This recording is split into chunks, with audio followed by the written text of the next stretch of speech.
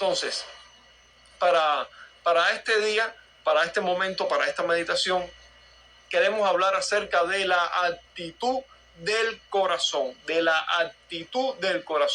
y el respeto por las cosas santas.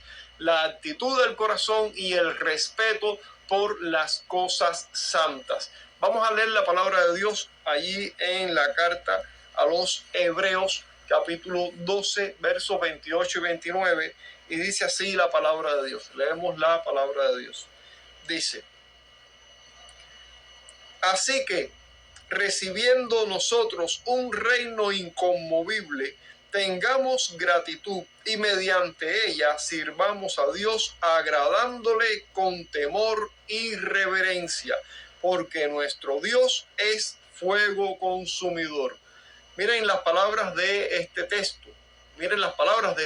Presten atención. Dice: así que, recibiendo nosotros un reino inconmovible, tengamos gratitud y mediante esa gratitud, sirvamos a Dios agradando a Dios. Sirvámosles para agradar a Dios, pero agradándole con temor y reverencia.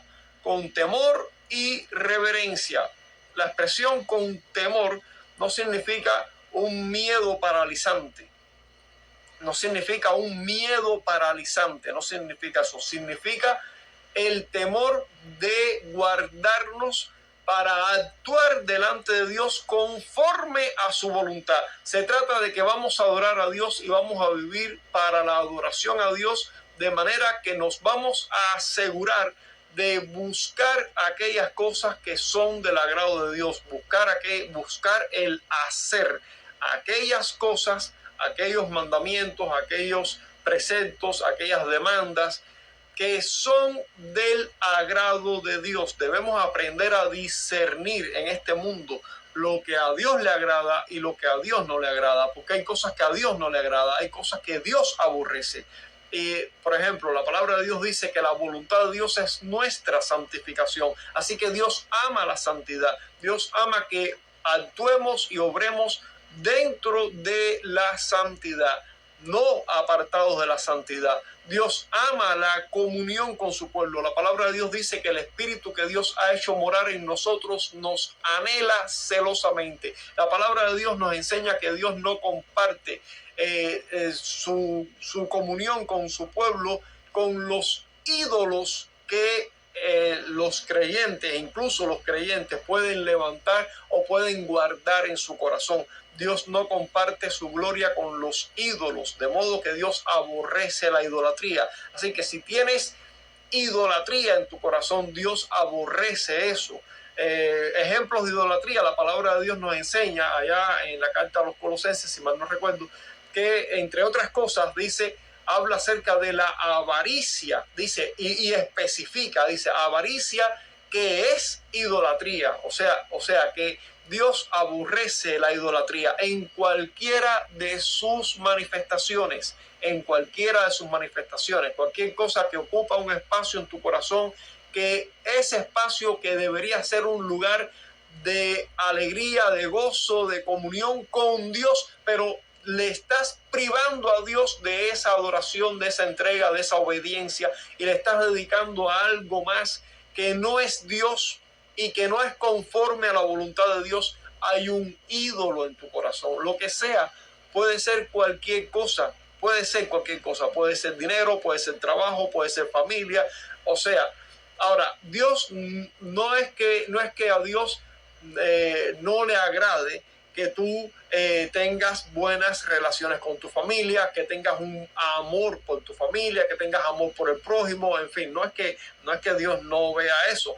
Claro que sí, y Dios desea que tengas esa buena relación, pero todas esas cosas tienen que estar supeditadas al amor a Dios. Amamos a nuestro prójimo porque amamos a Dios, y amamos a nuestro prójimo porque deseamos agradar a Dios, y Dios quiere que amemos a nuestro prójimo. Así que amamos a nuestro prójimo, le hacemos bien a nuestro prójimo, hacemos todo lo que podamos hacer por el bien de nuestro prójimo, pero lo hacemos porque queremos agradar a Dios.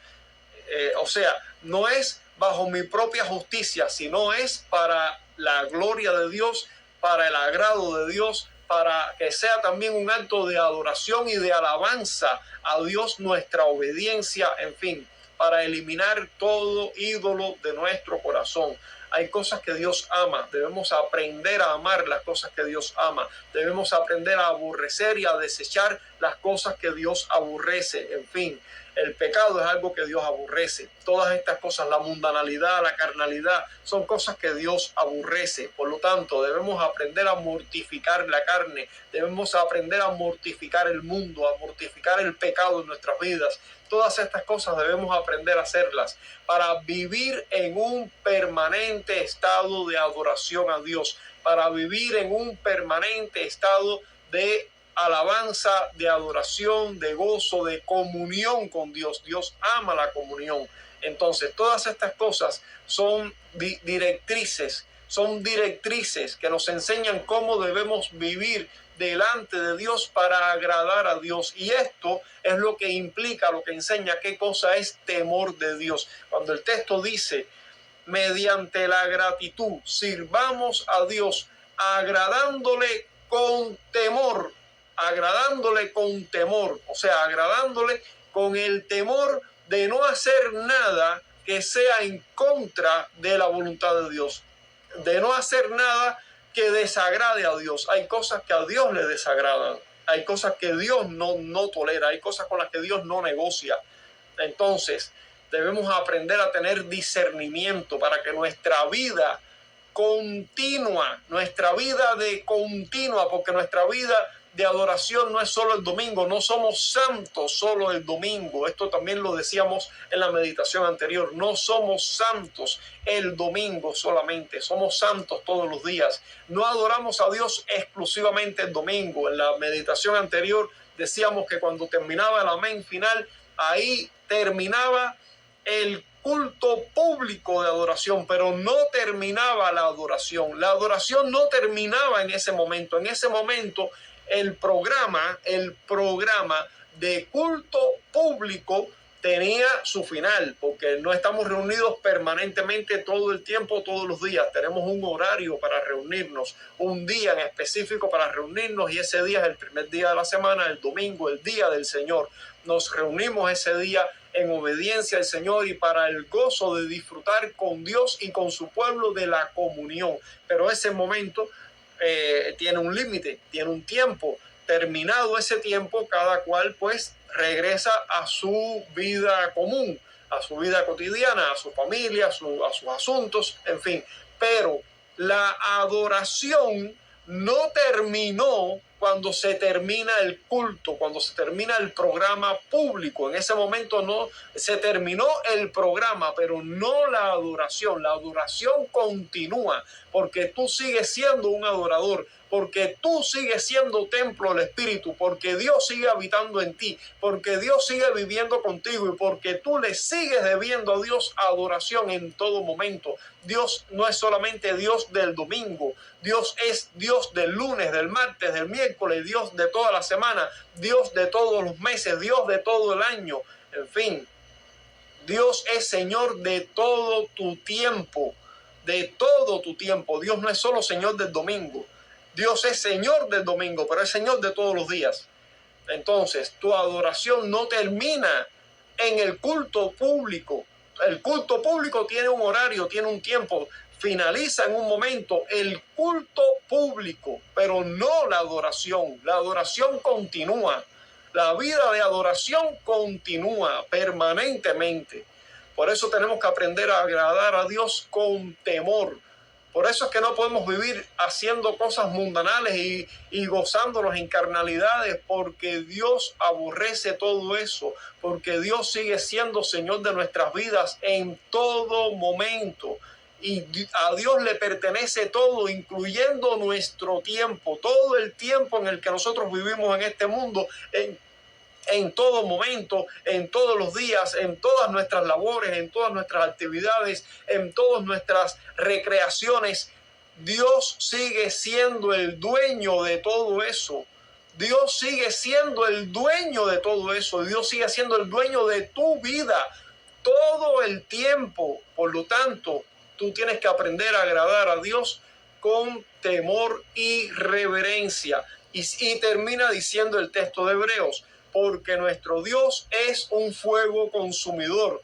Dios no se anda de bromas. Dios no se anda de bromas cuando se trata de la santidad, cuando se trata de la adoración, cuando se trata de la comunión con Él. Dios no se anda de bromas con estas cosas. Cuando alguien dice he perdido comunión con Dios, entiende que la única razón por la que has perdido comunión con Dios es porque te has dedicado a la mundanalidad. No es por otra cosa, no hay ninguna otra causa. No existe ninguna otra causa. La palabra de Dios nos lo deja claro. Allá el apóstol Juan en sus cartas nos dice, no améis al mundo, el mundo pasa y sus deseos. Santiago nos dice, cualquiera que ama al mundo se constituye enemigo de Dios. La única razón por la que un creyente pierde comunión con Dios es porque le ha abierto su corazón a las cosas del mundo y a la gratificación de la carne. Es la única razón por la que un creyente pierde comunión con Dios. Si estás perdiendo comunión con Dios es porque le estás dedicando tus afectos que le deberías estar rindiendo a Dios. Se los estás dedicando a tu carne, se los estás dedicando al mundo. Esa es la única razón por la que un creyente pierde comunión. Entonces, queremos ver nuestras actitudes, la actitud de nuestro corazón y el respeto por las cosas santas. Y esto vinculado particularmente al tema del día del Señor.